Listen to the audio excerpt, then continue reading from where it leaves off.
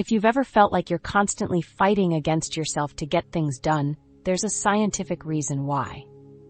Recent 2025 studies show that our brains are literally wired to resist the machine-like productivity methods we've been taught. Here's what the research reveals. Emotional intelligence explains 58% of a leader's job performance, according to TalentSmart studies. When we ignore our emotional signals, we're actually blunting the decision-making processes that drive real productivity. But when you stop fighting your emotional nature and start working with it instead, everything changes. The problem is, most of us have been approaching productivity completely backwards. We've been trying to force ourselves into systems that feel wrong. The machine myth that's sabotaging your success. Picture this. It's Sunday night, and you're sitting at your desk with a color-coded calendar, 3 different task management apps, and a time-blocking system that took you 2 hours to set up. You feel anxious just looking at it. Every cell in your body is telling you this approach feels wrong, but you push forward anyway, because successful people are supposed to be organized like this, right? You force yourself through the motions for a few days, maybe even a week, but eventually the system crumbles because it fights against how you naturally think and work. This scenario plays out millions of times because we've been sold a lie about productivity. We've been told that the most successful people operate like perfectly calibrated machines, processing tasks with mechanical precision and unwavering consistency. The cultural obsession with machine-like efficiency has become particularly appealing to ambitious women who feel pressure to prove they can handle everything without breaking a sweat. We see Instagram posts of perfectly organized desks and LinkedIn articles about productivity systems, and we think that's what success looks like. But here's what the productivity gurus don't tell you. Your brain doesn't work like a machine, and trying to force it to behave like one actually sabotages your performance. Breakthrough research from 2025 reveals something fascinating about how our minds actually function. Emotions often guide our decisions before rational analysis kicks in, a core tenet of emotional intelligence research. That means every single decision you make, every task you approach, every priority you set is filtered through your emotional system first, whether you realize it or not. I spent months in 2025 interviewing female executives across different industries, and the stories they shared were remarkably similar. Sarah, a VP at a tech company, told me about her attempt to suppress her emotional responses to increase productivity. She would force herself to tackle her most challenging projects first thing in the morning, even though she consistently felt overwhelmed and scattered during those early hours. She ignored her natural energy patterns and pushed through the anxiety, thinking that discipline meant fighting against her feelings. Another executive, Maria, described how she tried to eliminate all emotional considerations from her decision-making process, believing that pure logic would make her more efficient. She scheduled every minute of her day and refused to deviate from her predetermined plan, even when her intuition told her to pivot. The hidden costs of fighting our natural emotional rhythms run deeper than most people realize. When you constantly battle against your emotional signals, your body interprets this internal conflict as a threat. Suppressing emotions triggers stress responses that impair cognitive function, literally shutting down the brain regions responsible for executive function, creative problem-solving, and strategic planning. The data from 2025 workplace studies shows just how dramatically performance suffers when emotions are ignored. Companies that tracked employee output found that workers who consistently suppressed their emotional responses showed decreased creative problem-solving abilities and increased decision-making errors. Teams that were encouraged to leave emotions at the door took longer to complete collaborative projects and reported significantly higher burnout rates. The irony is striking. The very approach designed to maximize efficiency was creating the opposite result. What we've discovered is that our emotions contain valuable productivity information that we've been taught to dismiss. When you feel resistant to starting a particular task, that resistance often signals something important about timing, approach, or alignment with your goals. When you feel energized by certain types of work, That energy tells you something crucial about your natural strengths and optimal working conditions. When you feel overwhelmed by your to-do list, that overwhelm might be highlighting unrealistic expectations or poor boundary setting, not personal inadequacy. Think about what happens when you're trying to focus on important work, but you keep getting distracted. The traditional productivity advice tells you to eliminate distractions and power through with willpower. But what if that distraction is actually emotional information? Maybe you're avoiding the task because it doesn't align with your values, or because you lack the skills to complete it effectively, or because you're trying to do it at a time when your brain isn't optimally prepared for that type of thinking. The most successful people I've studied have learned to treat their emotional responses as data rather than obstacles.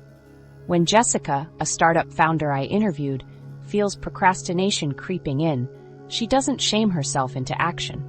Instead, she gets curious about what the procrastination might be telling her. Is the task unclear? Does she need more information before proceeding?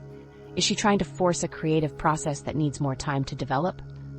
This approach has helped her make better decisions about when to push forward and when to step back and reassess. Traditional productivity culture teaches us that emotions are messy, unpredictable, and counterproductive. We're told to rise above our feelings, to be rational and systematic.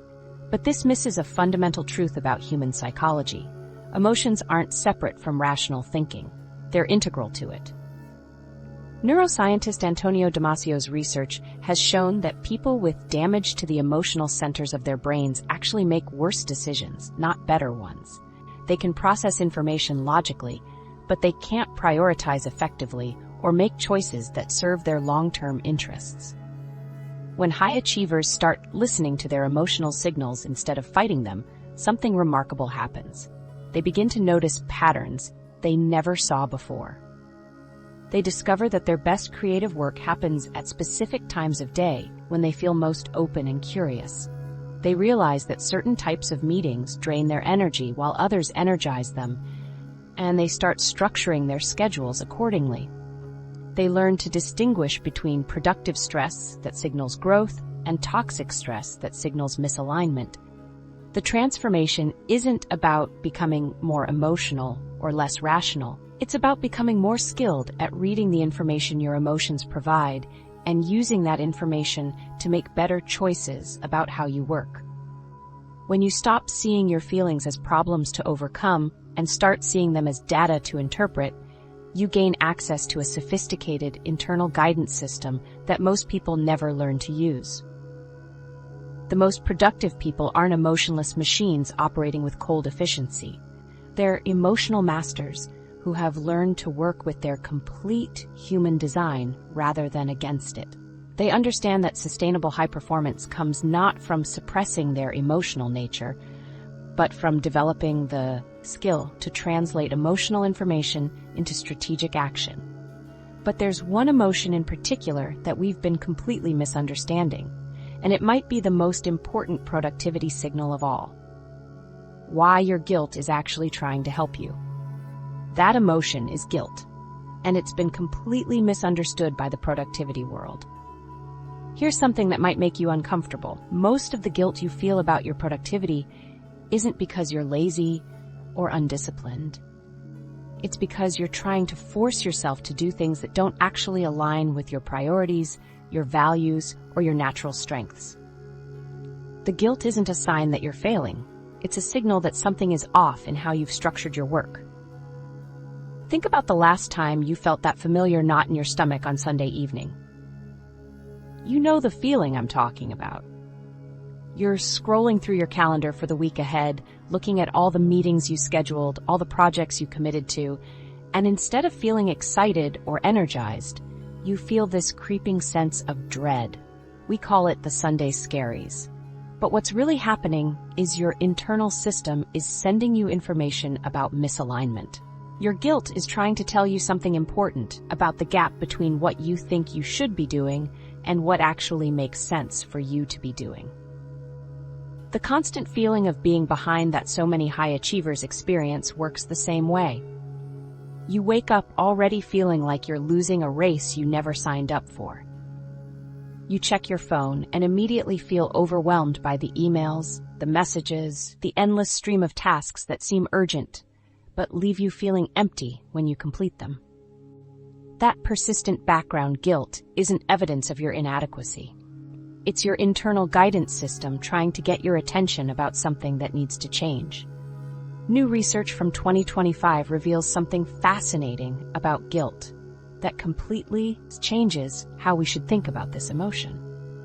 Evolutionary psychologists have discovered that guilt functions as an internal mechanism designed to guide productivity by keeping our actions aligned with our deeper values and genuine priorities. Instead of seeing guilt as a negative emotion that we need to overcome or push through, we can understand it as sophisticated internal technology that's trying to help us make better choices about how we spend our time and energy. This reframes everything.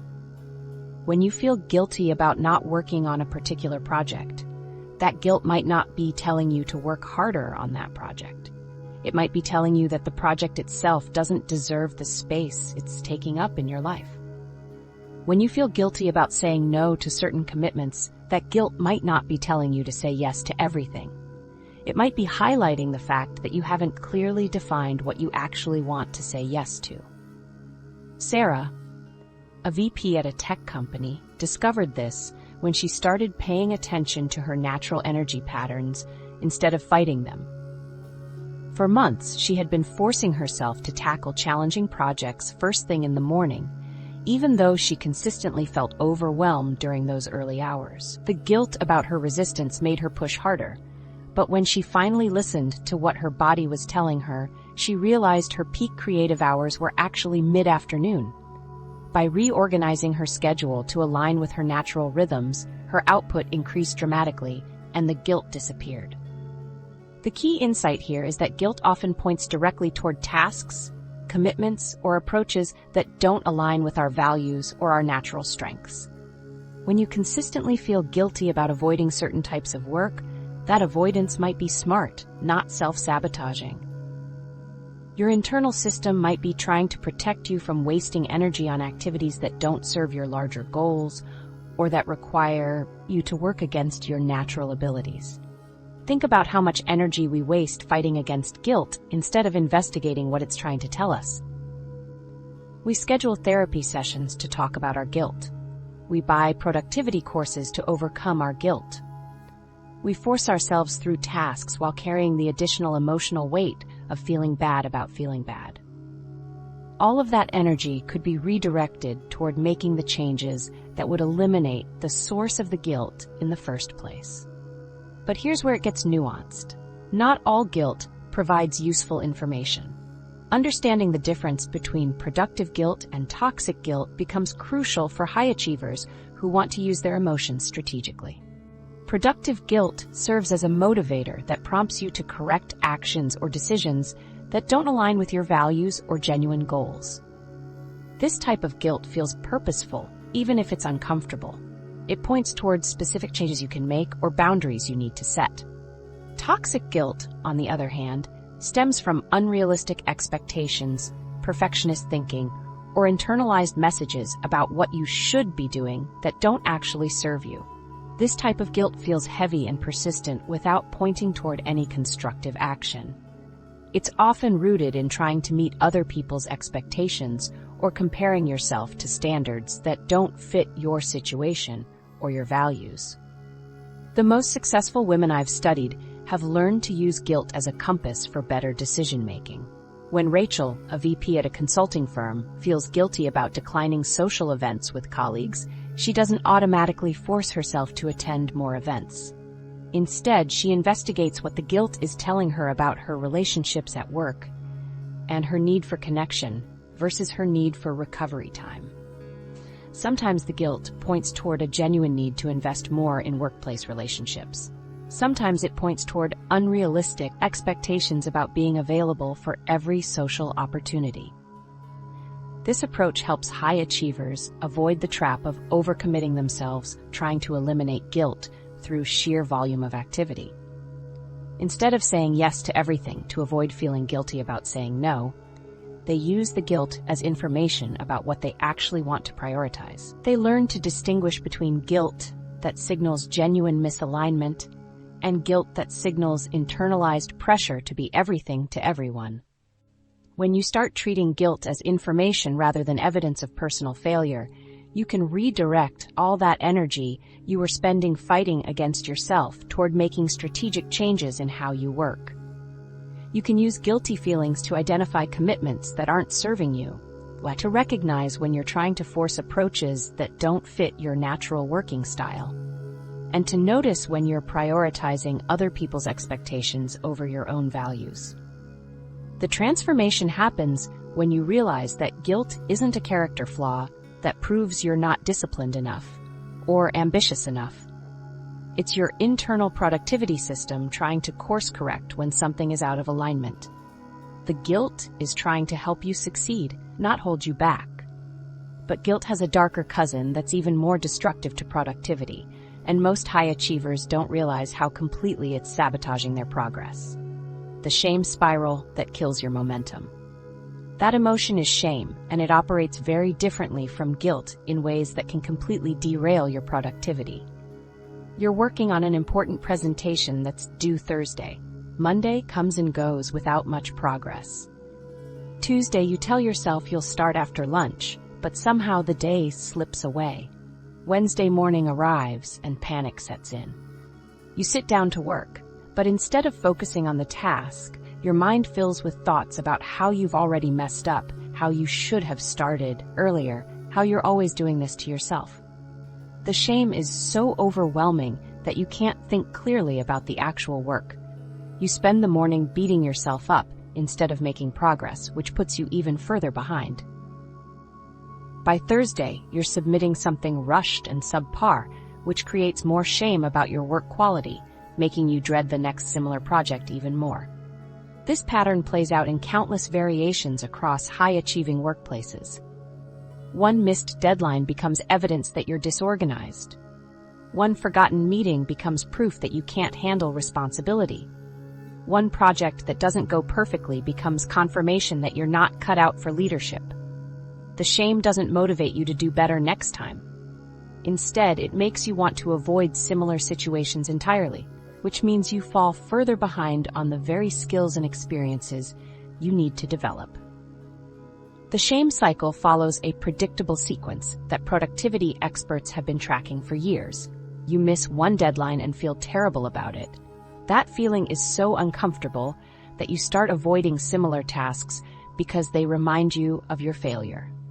The avoidance means you get less practice with those types of projects, which makes you even more likely to struggle when you can't avoid them. Meanwhile, other deadlines start piling up because you're spending mental energy managing your shame instead of managing your work. Soon you're drowning in overdue tasks, each one carrying the emotional weight of previous failures. Brain imaging studies from 2025 have revealed exactly what happens in your head during these shame spirals, and the results explain why willpower alone can't break the cycle. When you experience shame about your productivity, your prefrontal cortex, the brain region responsible for planning, decision-making, and impulse control, literally starts shutting down. The neural pathways that you need for executive function become less active, while the limbic system, which processes threat and emotional responses, becomes hyperactive. This means that in the moment when you most need your cognitive abilities to solve the problem that's causing the shame, your brain is least equipped to access those abilities. The research shows that shame doesn't just feel bad, it creates measurable impairment in the exact cognitive functions that productivity requires. When study participants were induced to feel shame about their performance, their ability to plan complex tasks decreased significantly. Their working memory, which is crucial for keeping track of multiple project elements, showed notable deficits. Most importantly, their capacity for creative problem-solving, which is often needed to get unstuck from productivity challenges, dropped substantially. Jennifer, a CEO I interviewed in 2025, described her own experience with this phenomenon in stark terms. She told me about a period when she was managing a major product launch while dealing with some personal family stress. One week, she forgot to send a crucial update to her board members. The shame she felt about this oversight was so intense that she started second-guessing every communication she sent. She would write emails and then delete them, rewrite them multiple times, and still feel uncertain about whether they were professional enough. Tasks that used to take her 15 minutes were suddenly taking hours because she was paralyzed by the fear of making another mistake that would confirm her worst fears about her competence. What made Jennifer's situation particularly interesting was how the shame created exactly the problems it was supposedly protecting her from. Her fear of appearing disorganized made her so cautious that she actually became less organized. Her worry about disappointing people made her so anxious that her performance genuinely suffered. The shame was trying to prevent failure, but it was actually manufacturing the conditions for more failure. Women face unique challenges with productivity shame because of the complex web of societal expectations around competence and perfection. Research consistently shows that women are more likely to internalize criticism and blame themselves for systemic problems.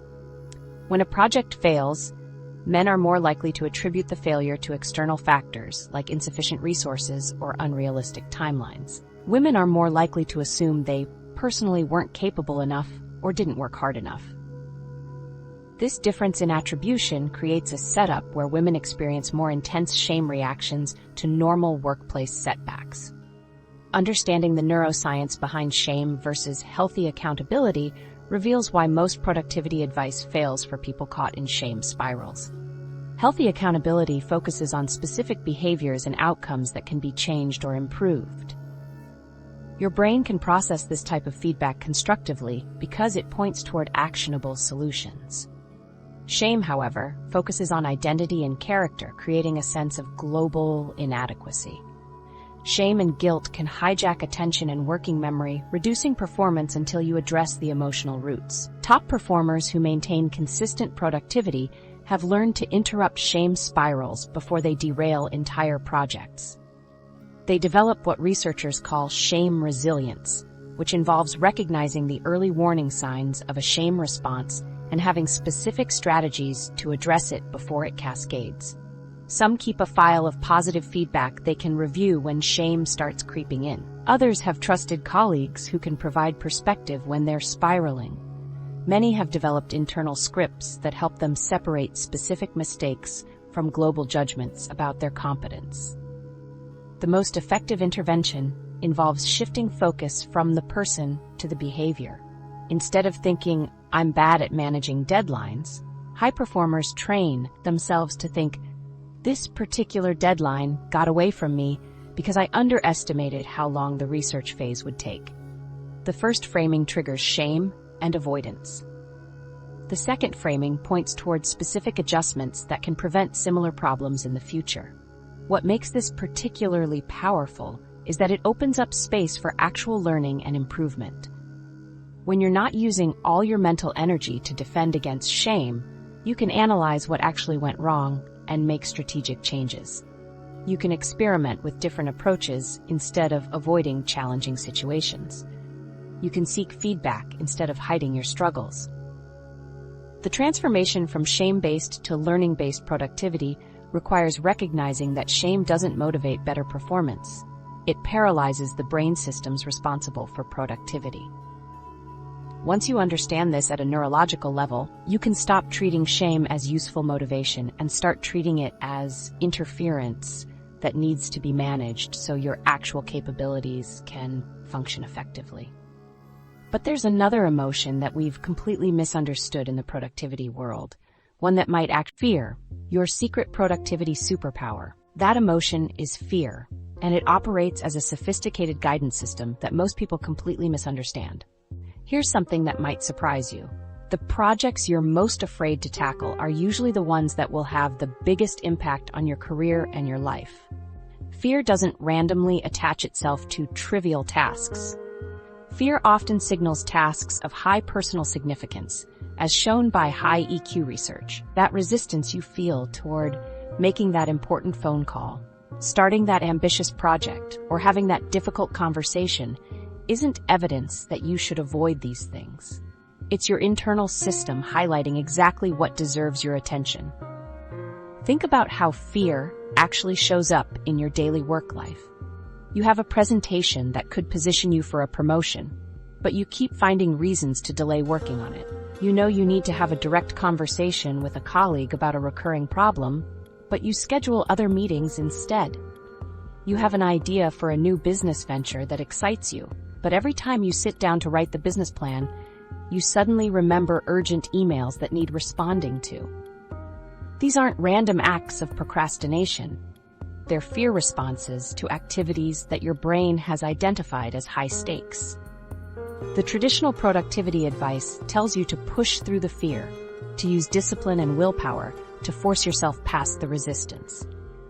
But new research from 2025 reveals something much more interesting about how fear functions as a motivational system. Scientists have discovered that fear, when properly understood and channeled, actually serves as sophisticated internal guidance about what matters most to you. The intensity of your fear response correlates directly with the potential significance of the outcome. Your brain doesn't waste energy generating fear responses to activities that won't impact your future. This reframes everything about how we should approach productivity challenges. Instead of seeing fear as an obstacle to overcome, we can recognize it as information about where to focus our energy. When you feel afraid to start working on something, that fear is telling you that this particular task or project has the potential to create meaningful change in your life or career.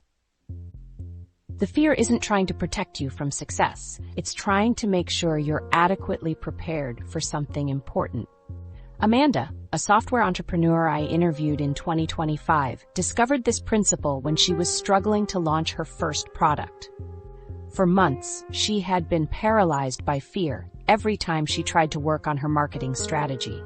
She would sit down to write sales copy and feel overwhelmed by anxiety. She would schedule calls with potential customers and then cancel them at the last minute. Instead of interpreting this fear as evidence that she wasn't ready or that her idea wasn't good enough, she got curious about what the fear was trying to tell her.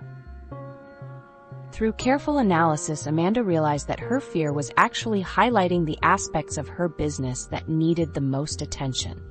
She was afraid of the marketing because she hadn't clearly defined her value proposition. She was afraid of customer calls because she hadn't done enough research to understand their specific pain points. Instead of pushing through the fear with willpower, she used it as a roadmap for her preparation. She spent 2 weeks clarifying her messaging and another week researching her target market. When she returned to the marketing tasks, the fear had transformed from paralyzing anxiety into energizing excitement about sharing something she believed in.